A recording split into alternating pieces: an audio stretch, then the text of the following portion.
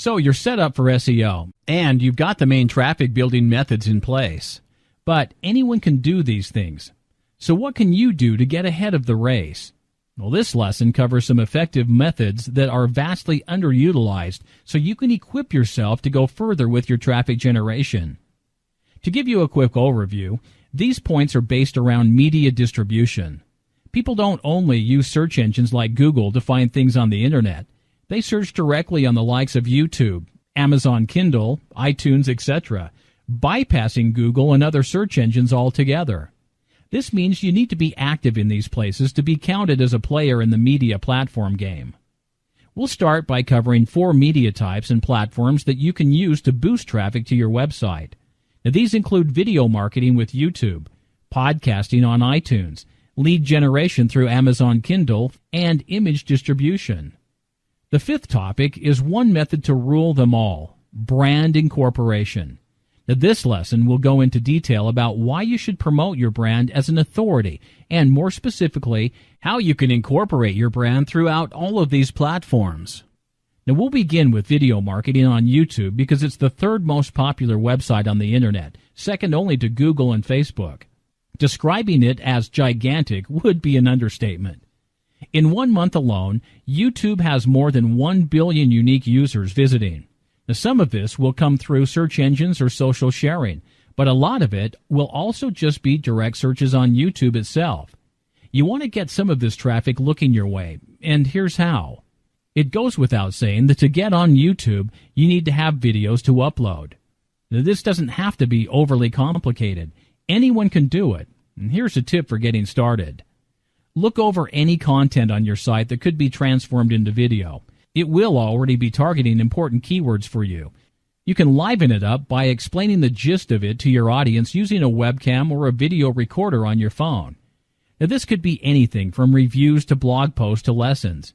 Anything you can explain or relay, you can record on a webcam or phone camera. Create a short narrative or educational style video demonstrating the concepts you're trying to explain. If you don't like the idea of just talking into a camera, a how-to video is a great way to be more engaging and avoid the awkwardness of staring at a camera with nothing else to do. You can also interview relevant people about their thoughts on a particular topic. Find someone who is interested in your niche, or, if possible, an authority on the subject, and interview them. Use points from your website content, or find out what people want to know from popular forums. You can even do a basic level of video editing with software like Windows Movie Maker. Whichever approach you take to your videos, make sure to finish with a strong call to action. Invite viewers back to your site to see more content, and encourage them to follow you on YouTube to see future videos.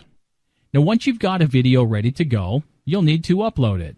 You can log on to YouTube with your Google account, so if you don't have one for your brand yet, it would pay to get that set up. Head to youtube.com and click on Upload in the top right corner, and you'll be taken to a page for uploading your video. Click on the big arrow or drag and drop the files in. Now, while your video is uploading, you can enter a strong title and description, both containing your main keyword for this video. And at the end of your brief description, place a call to action and a link back to your website to encourage traffic. Add relevant keywords as tags, and then click Publish to finish. Then, when you have new content for your website that could be applicable to this media format, repeat the process. All this builds backlinks, establishes your brand, and encourages traffic. Starting a regular niche podcast accomplishes several important tasks. It increases brand reach and traffic potential, as well as creating a more personal form of communication with your audience.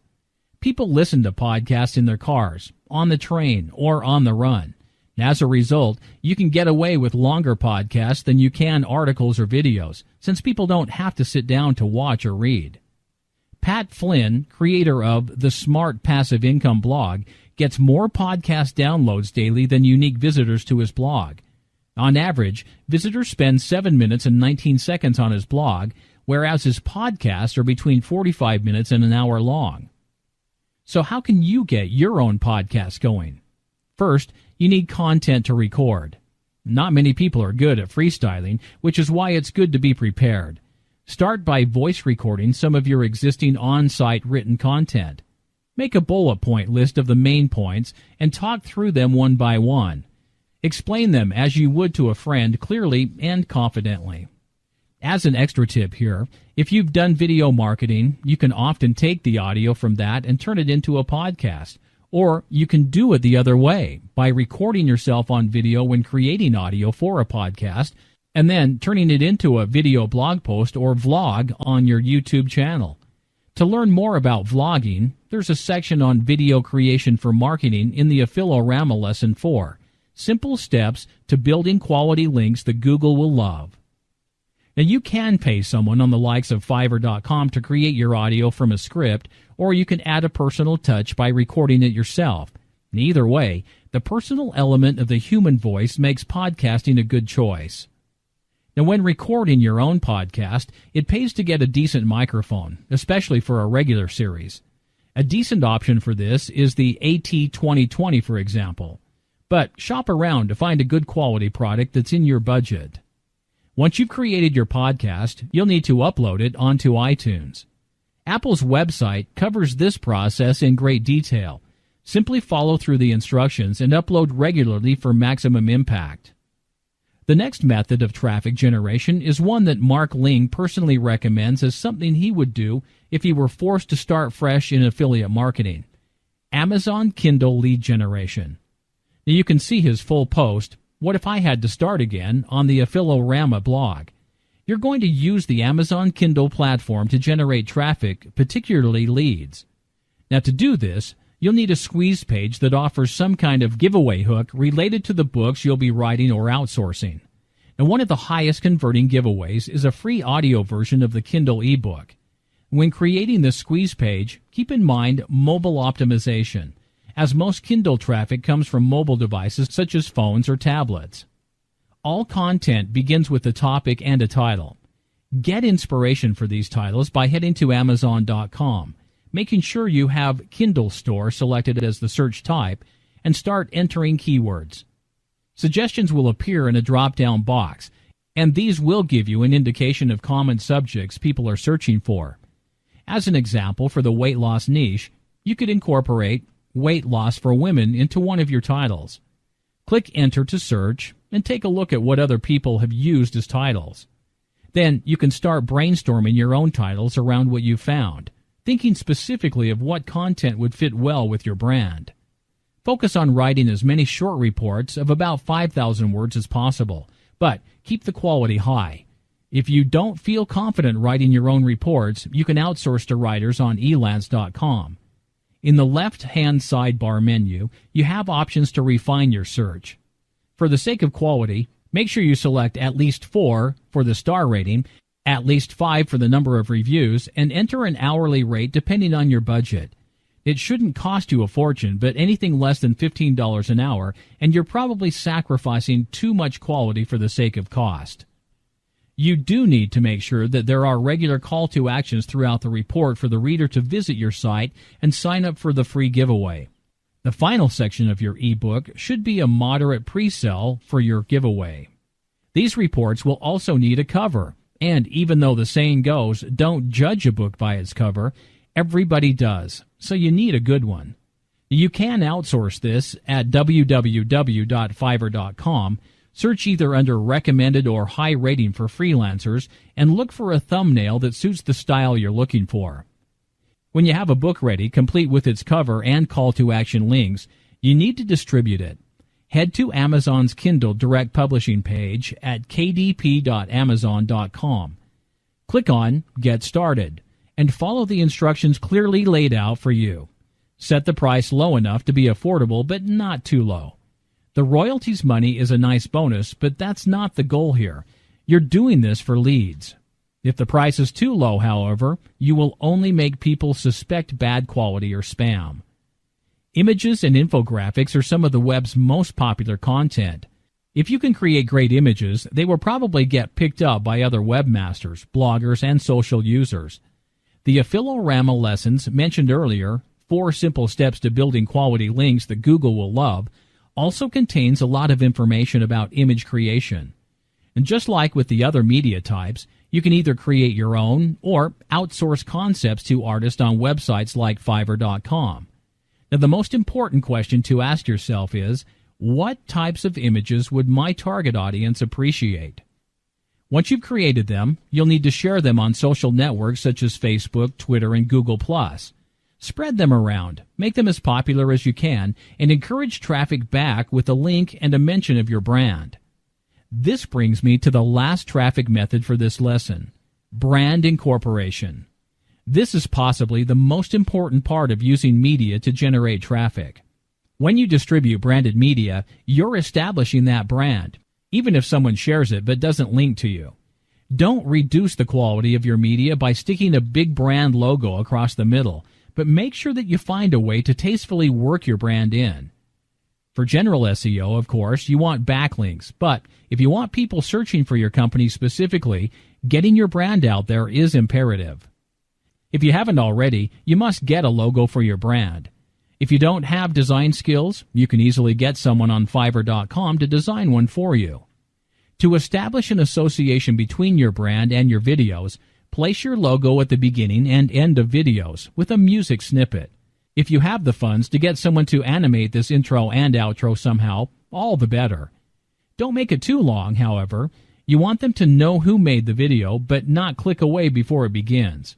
About 3 seconds is good, but no more than 5. It's a similar concept with podcast. Announce your brand at the beginning and end. Use something like, "Hello and welcome to Title with Brand. I'm Name, and thanks for listening to Title with Name at Brand." Mention it occasionally in the content if relevant.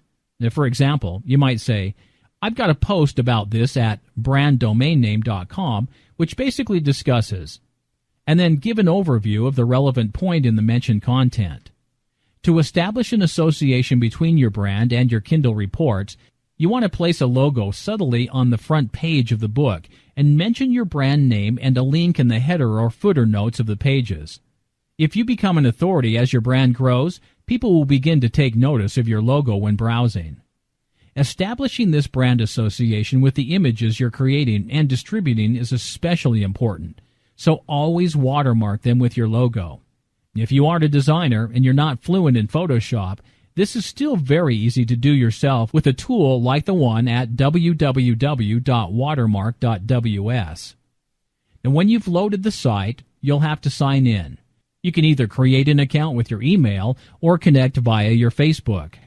Now, once logged into your account, simply click on Create Folder in the top right corner, and then click on the folder to start uploading photos. It's easy to drag and drop photos in, but you can also upload from a folder or import from Facebook. Now, once the picture is loaded, click on it to bring it up in the watermark editor. If you don't have a logo, you can select text to write your brand name over the photo, but a logo is much more effective. After selecting logo, click on Upload Custom Logo. Find and select the image of your logo, and it will appear on your picture. Now, you can move it around and position it wherever it best fits. The bottom right corner is a fairly popular option for a more subtle logo. You can resize the logo to be larger or smaller and rotate it to any angle you'd like. You can also adjust the opacity, which is especially important to prevent bold logos from overpowering images. Clicking Done creates the process. Download the image to your computer and it's ready for distribution. Remember, you want this watermark to be associated with all of your images, but you also want it to be subtle. It's best if your audience is casually noticing it rather than being slapped in the face by it. So, there you have it. 4 media-based traffic generation techniques and the one tactic that ties them all together, brand incorporation, for establishing your authority and amplifying traffic over time. From here, I encourage you to go away and try at least one of these methods. Make a video for YouTube, record the audio, and release it as a podcast on iTunes. Try creating a report for Kindle with a squeeze page ready to go. Take your best images or create new ones. Make sure you have a logo. Get it watermarked on those images and start distributing. And from this point on, ensure that you incorporate your brand into all that you distribute. After all, a lot of effort goes into creating quality media. Why shouldn't you associate your brand with that?